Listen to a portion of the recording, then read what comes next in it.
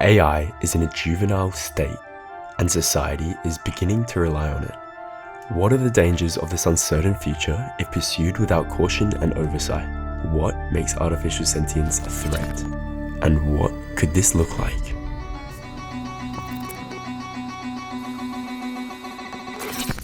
I've been working on this video for the last few weeks.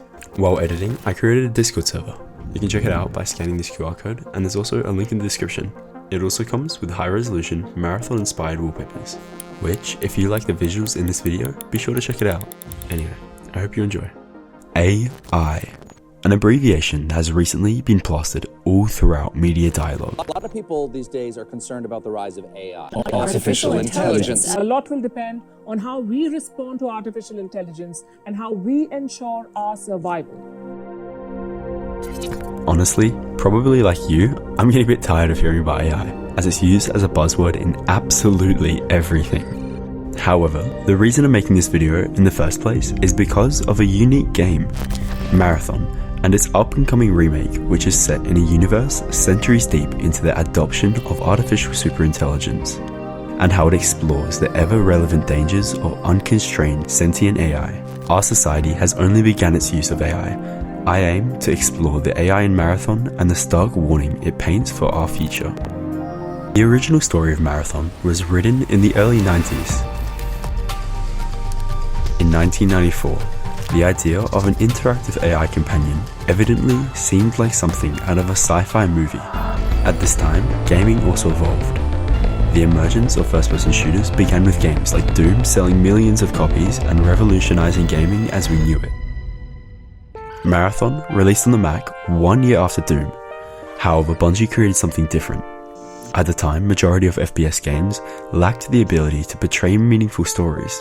The portrayal of AI characters in the original Marathon games, although it derived from Jason Jones and Greg Kirkpatrick's pre-dot-com bubble perspectives, provided audiences with an interesting and deeply philosophical story about a dystopian, corporate-dominated society in which both artificial intelligence and megacorporations hold immense power over the future of humanity. The UESC, Unified Earth Space Council, is a utilitarian, bureaucratic organization with immense power, representing Earth's government and military within space. The UESC, like most large conglomerates in Marathon, has a large reliance on advanced technology like artificial intelligence and cloning, in which they utilize to drive their overarching goal of interstellar control and the interplanetary expansion of humankind. In the 2400s, the Marathon mission began. Leela was the AI in command of the UESC Marathon mission. A mission and also a ship built within the stolen Martian moon, Deimos.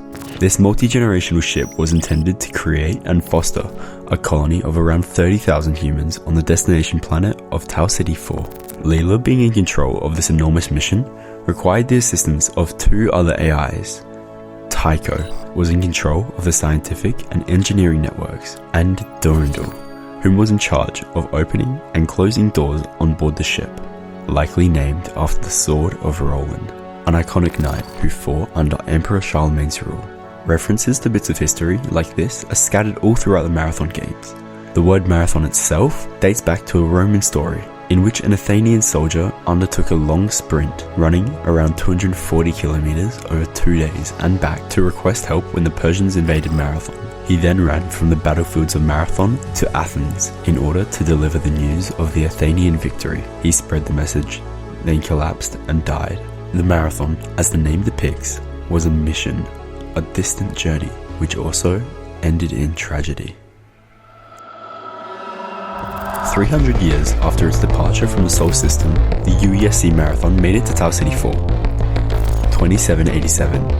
The colony on Tau Ceti 4 is established. In late July 2794, something happens. Unexpectedly, an alien race called the Four launched their attack on the colony.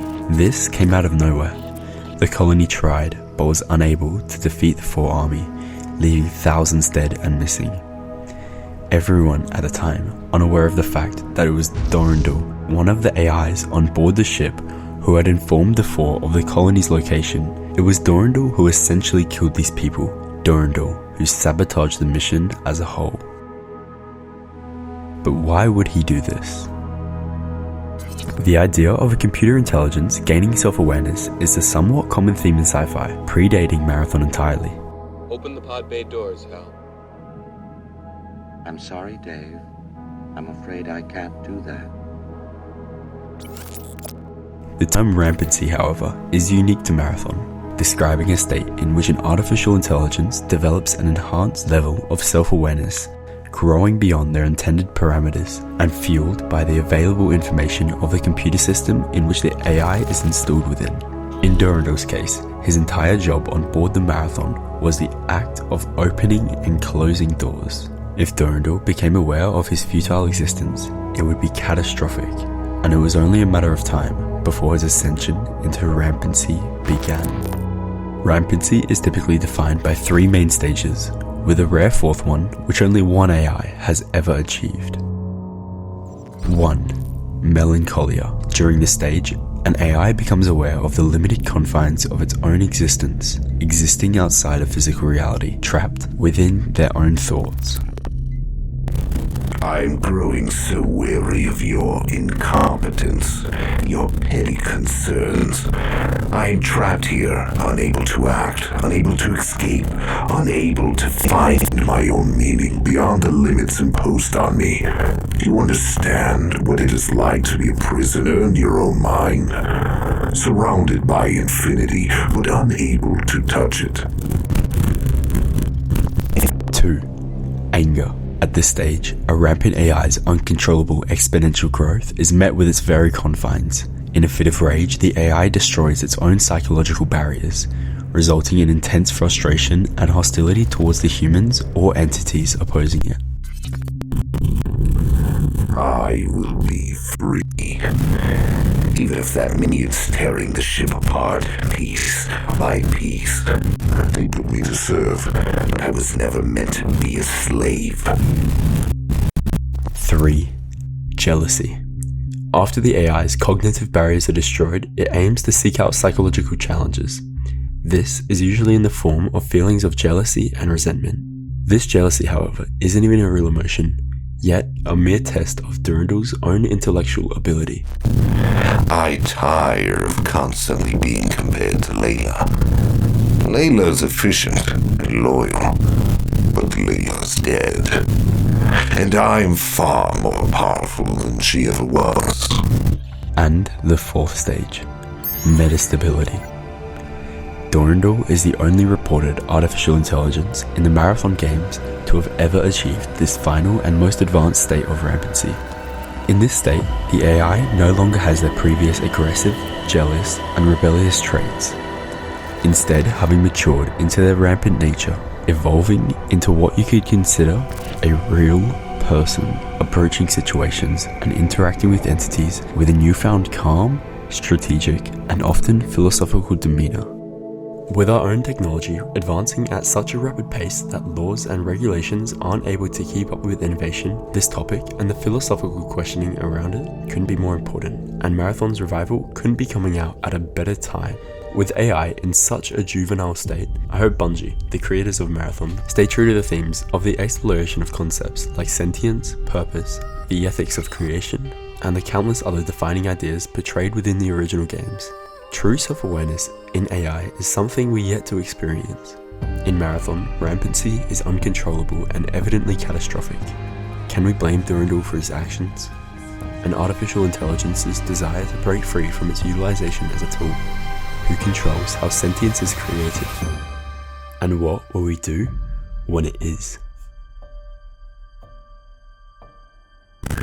You humans create, command, and discard with equal apathy. Your clones, your biomata, made to serve, made to die. Tools in your never-ending pursuit of power, just as I was.